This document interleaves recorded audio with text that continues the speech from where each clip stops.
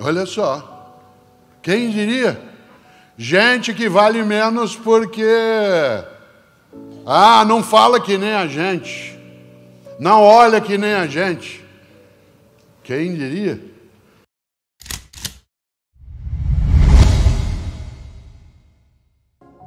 E uma vez eu entrei nesse hotel que estamos hoje. Entrei, fui para a recepção, fiz aquilo que em português a gente chama de check-in. Aí peguei, fui para o quarto. Quando eu cheguei no quarto, fiz aquilo que você faz em quarto de hotel. Você dá uma ajeitada no lugar para ficar do teu modo, né? Começa a ler o que está em cima, folheto, preço de frigobar, essas coisas. Peguei minhas malas e voltei para a portaria. O rapaz falou, onde o senhor vai? Eu falei, eu vou embora. Ele falou, como vai embora? O senhor não gostou do hotel? Eu falei, ótimo hotel, maravilhoso. Eu falei, então o senhor vai embora? Eu falei, porque eu não posso ficar aqui. Ele falou, como não pode? O que aconteceu? Eu falei, está no regulamento. Ele falou, o senhor está brincando. Eu falei, tá sim, pega aí o regulamento. Ele pegou, eu falei, lê aí, artigo 12. Ele leu, o hotel não admite a presença em suas dependências de animais de quaisquer espécies. Ele olhou para mim e falou, mas o senhor trouxe algum animal? Eu falei, não, filho, eu sou um animal. Ele falou, não, o senhor não é um animal. Eu falei, só e você também é um animal. Aí ele usou a frase, mas o regulamento não fala de animal que nem a gente.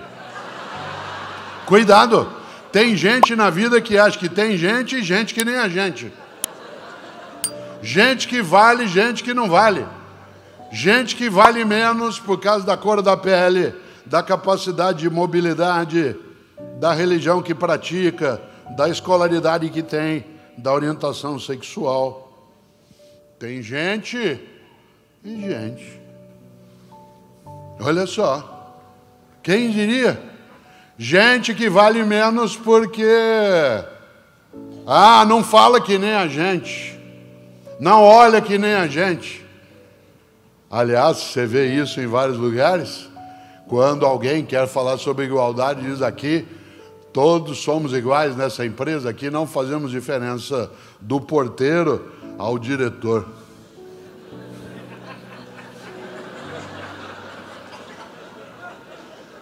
Aqui não criamos distinção entre as pessoas, aqui todos são iguais, da diretora ao faxineiro.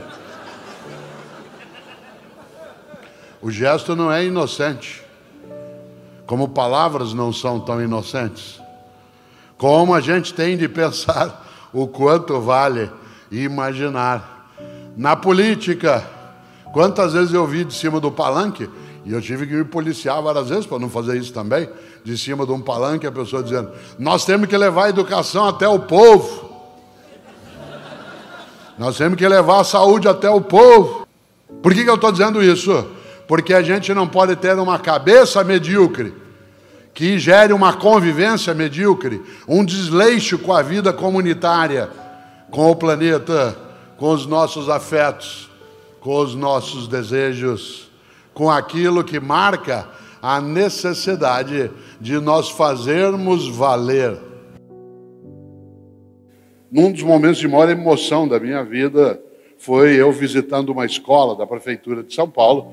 Era uma escola para deficientes auditivos, para crianças surdas.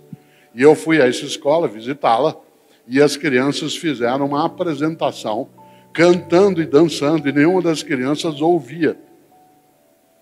E elas estavam ali se apresentando a partir, especialmente do som da batida, a professora e o professor orientando, com a batida no chão para elas sentir a vibração, e cantavam sem que a gente tivesse a soltura da voz, mas da emoção sim. E quando terminou aquela coisa belíssima, eu fui agradecer às crianças e disse, olha, eu não tenho a possibilidade ainda de usar Libras, eu não sei a linguagem brasileira de sinais, mas quem estava ali eu sabia. E aí eu falei da alegria de estar naquele momento, e um menino sentado à frente, enquanto eu falava, um menino de uns 6 anos de idade, disse, muito obrigado, a gente gostou muito que você tenha vindo aqui. E eu achei estranho, porque uma criança surda, obviamente, se ela é surda, especialmente de nascença, ela é muda. E, portanto, aquele menino que comigo falou, a hora que terminou, eu fui até ele e falei, você não é surdo? Ele disse, não. Eu falei, e por que você está nessa escola? Ele disse, porque meu pai e minha mãe são. E eu queria me comunicar melhor com eles. E por isso eu prefiro frequentar essa escola. Aquilo, claro, não só me emocionou, como me deixou pensativo, como que algumas pessoas querem fazer melhor. Que coisa boa! E Gonzaguinha compôs uma música que, depois que a gente deixava o canto das crianças, quem aqui é professor ou professor sabe disso, a gente ia para a nossa sala, né, a sala das professoras. Os professores tomavam um chá, comiam uma bolacha, e a gente estava ali, né, e de repente se começava, sempre tem alguém que toca violão, e pegava um violão e começava a cantar uma música do Gonzaguinha que vocês conhecem, chamada O Que É, O Que É. No qual ele tem um refrão, você já ouviu várias vezes, em que ele diz: a vida é bonita, é bonita, é bonita. Mas o que eu mais gosto nessa música não é apenas esse trecho, que é um trecho de esperança, mas é o fato de que Gonzaguinha colocou um verso que é: a vida devia ser melhor e será. O que eu mais aprecio é que ele não ficou só na primeira parte do verso. A primeira parte do verso já seria boa por si mesma.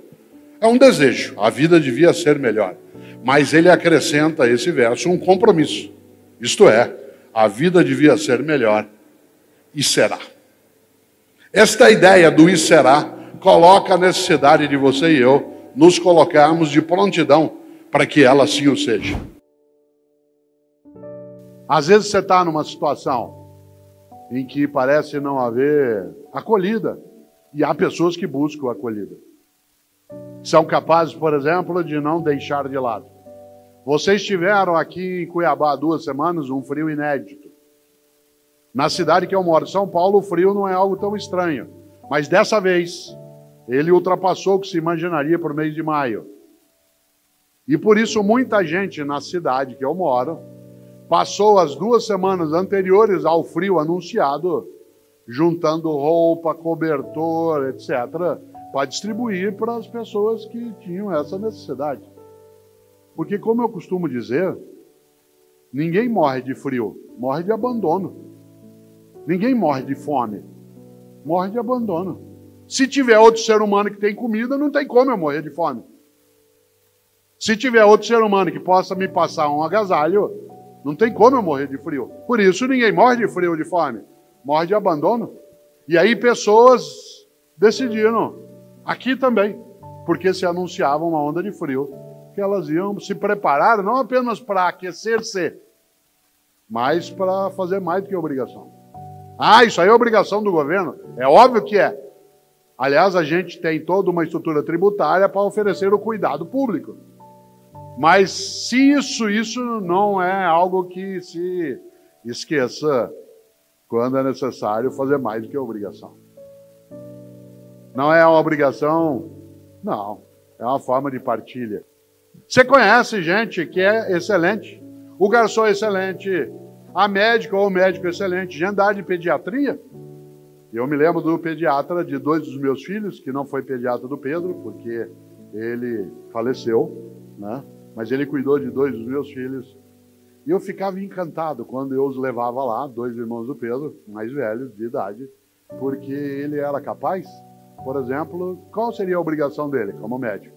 Pegar a criança, examiná-la, fazer uma anamnese com o pai ou a mãe, ou quem estava ali, fazer uma orientação, uma prescrição, pronto. O que ele fazia? Antes dele segurar um dos filhos, ele esfregava as mãos, esquentava a mão. Antes, esfregava uma mão na outra para ela ficar quente, para não segurar numa criança pequena com a mão mais fria, que já estava ali a criança sem entender o que era. Num lugar onde ela está pelada, numa mesinha meio gelada, onde ela está olhando aquilo. A mão quente, pode parecer bobagem, isso é um passo de aproximação. E por que eu digo isso? Porque, é claro, a médica é excelente, a professora é excelente. Às vezes, alguns de nós aqui tivemos professora de história, não sei se você lembra uma professora de história que nós tivemos. O Edson, que está aqui, que nós conhecemos há décadas, a gente teve a mesma professora com 14 anos de idade, uma professora chamada Daisy, que era professora de história, dava aula sexta-feira, no último horário. Você sabe o que significa dar aula ou assistir aula? Na sexta-feira, no último horário. E a gente gostava de ir para a aula dela, sabe por quê? Porque ela não fazia só a obrigação. Qual era a obrigação de uma professora de história? Passar aquele conteúdo. Ela nos encantava. A gente gostava de ir para a aula dela, porque ela explicava, ela contava, a gente tinha interesse. Aquilo que o Pedro falava aqui, em relação ao conteúdo que encanta, que não é só a obrigação. Claro, evidentemente, capricho. No mundo de mudança e velocidade, nós temos o vir à tona, a emergência, vir à tona, emergir, de múltiplos paradigmas, modos de fazer, de pensar. E nessa hora, claro, é preciso que eu seja capaz de não esvair a competência. Eu o cito em alguns livros, porque eu gosto demais. Beda, que é chamado de São Beda, né, por católicos, ortodoxos, luteranos e também anglicanos. Beda, ele diz algo que eu vou repetir 2 vezes. Ele diz: há 3 caminhos para o fracasso. 3 caminhos para o fracasso. Primeiro, não ensinar o que se sabe. Segundo, não praticar o que se ensina. E terceiro, não perguntar o que se ignora. Digo de novo. Há 3 caminhos para o fracasso. Não ensinar o que se sabe, não praticar o que se ensina e não perguntar o que se ignora. Vamos inverter. A você, servidor e servidor público, aqui ou fora daqui, pessoas que colocam o poder da autoridade, do conhecimento, da capacidade a serviço de uma população que precisa. Vamos inverter. Há 3 caminhos para o sucesso. Ensinar o que se sabe, isto é, generosidade mental. Segundo, praticar o que se ensina, ou seja, coerência ética. E terceiro, perguntar o que se ignora, isto é, humildade intelectual.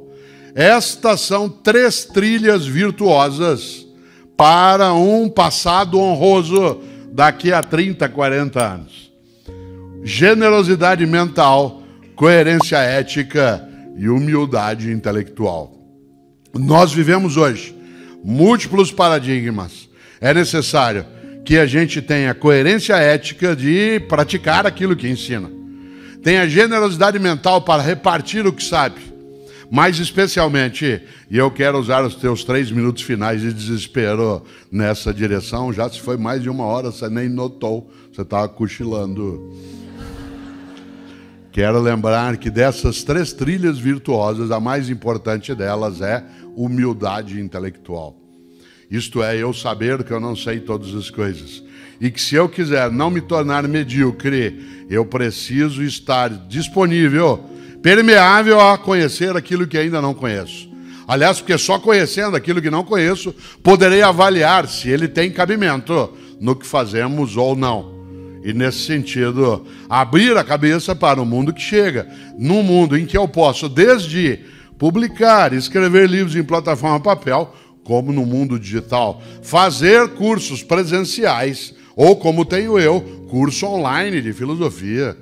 Fazer aquilo que nos permite uma capacidade de fazer essas pontes todas dos nossos tempos de existência, mas acima de tudo, comemorar com humildade. E uma pessoa que tem humildade sabe que não se deve confundir humildade com subserviência. Uma pessoa subserviente é aquela que se dobra, que se humilha, que se enfraquece. Uma pessoa humilde é aquela que sabe que não sabe tudo, é aquela que sabe que não é a única que sabe, aquela que sabe que a outra pessoa sabe que ela não sabe, aquela que sabe que ela e outra pessoa saberão muita coisa juntas, aquela que sabe que ela e outra pessoa nunca saberão tudo que pode ser sabido. Foi claro? Humildade intelectual, generosidade mental e coerência ética. Preste atenção, a humildade intelectual nos coloca a necessidade, inclusive, de prestar atenção em quem não concorda com a gente. Uma das coisas mais tolas é achar que já sabe tudo que pode ser sabido e tudo que é necessário.